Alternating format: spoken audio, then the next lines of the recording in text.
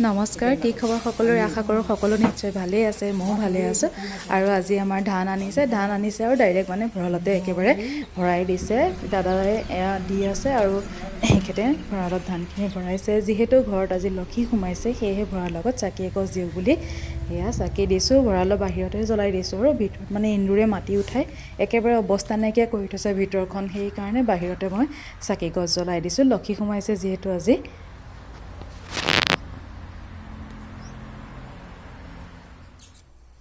চাওক, মই বোলে গা ধুবলৈ যাম, সেইকাৰণে এডাল মাৰি দিছোঁ।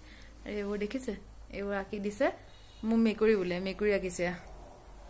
এই কাৰবাৰ কৰি আছে, এই সোপা উলিয়াই লৈছে, গাও ধুৱাইছে মোক। এয়া মোৰ মুখখন আঁকি দিছে গোটেই, গা ধুইছোঁ। নিজেও নকৰে, মোকো শুব নিদিয়ে। ইয়া কৰি আছে, বিলাই নাইকিয়া কৰি মোক।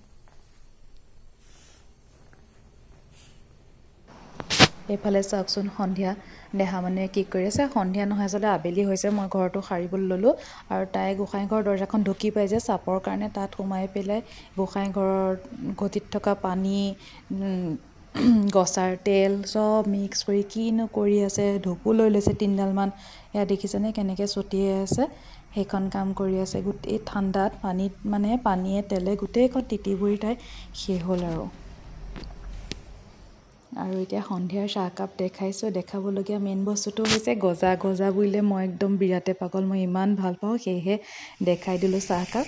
আৰু এইফালে মই দেহাবনক মালিচ দিবৰ কাৰণে পিঁয়াজ তেল গৰম কৰি আছোঁ। তেলত এনেকৈ মিহিকৈ পিঁয়াজ কুটি লৈ দি দিছোঁ আৰু মই তাইক সৰুৰ পৰা তেনেকৈয়ে মালিচ কৰোঁ। একেবাৰে কেঁচুৱাত মই তাইক নহৰু তেল দি মালিচ কৰিছিলোঁ, কিন্তু নহৰু তেলে কফটো শুকুৱাই দিয়ে বুলি কয়।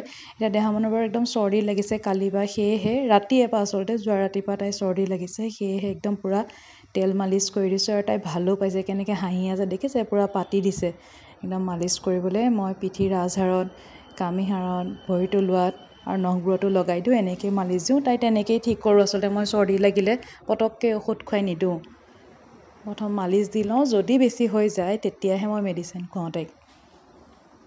পিঁয়াজ তেলটো আচলতে বহুত কাম কৰে। মিহিকৈ কুটি ল'ব লাগে পিঁয়াজটো, মিহিকৈ কুটি লৈ তেলত অকণমান ভাজি ল'ব লাগে ৰঙচুৱাকৈ। তেনেকৈ থৈ দিলে পিছতো তেল সৰহকৈ থাকিলে গৰম কৰি কৰি সেইখিনিকে মালিচ দি থাকিব পাৰি।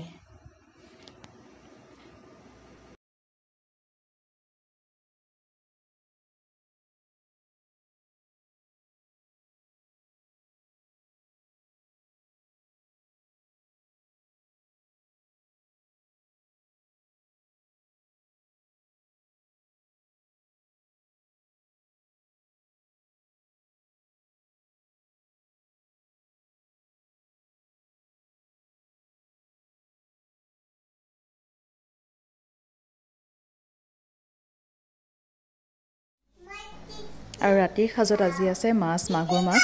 মোৰ এলাহ লাগিছে বনাবলৈ। এখেতক ক'লোঁ আপুনি আজি বনাওকচোন ভাতকেইটা। এখেতে বনালেও বাৰু, ধুনীয়াকৈ বনাই দিছে। মই আচলতে আজি নিমখ তেলৰ ভাত খাম বুলি ভাবিছিলোঁ, আলু পিটিকা। মোৰ একদম এলাহ লাগিছে, সদায় বনাই মানে ইমান এলাহ লাগিছে মোৰ আজি বনাবলৈ।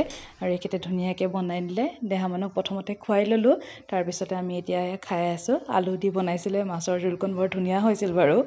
সেয়া আৰু আজি ভিডিঅ'টো মই এইখিনিতে সামৰি দিছোঁ। আকৌ এটা বেলেগ ভিডিঅ'ত লগ পাম, তেতিয়ালৈকে আহিছোঁ। মোৰ ভিডিঅ'বোৰ যদি চাই ভাল পাইছে তেন্তে লাইক, কমেণ্ট কৰিব আৰু মোৰ চেনেলটো ছাবস্ক্ৰাইব কৰি দিব। আহিছোঁ এতিয়া, গুড নাইট।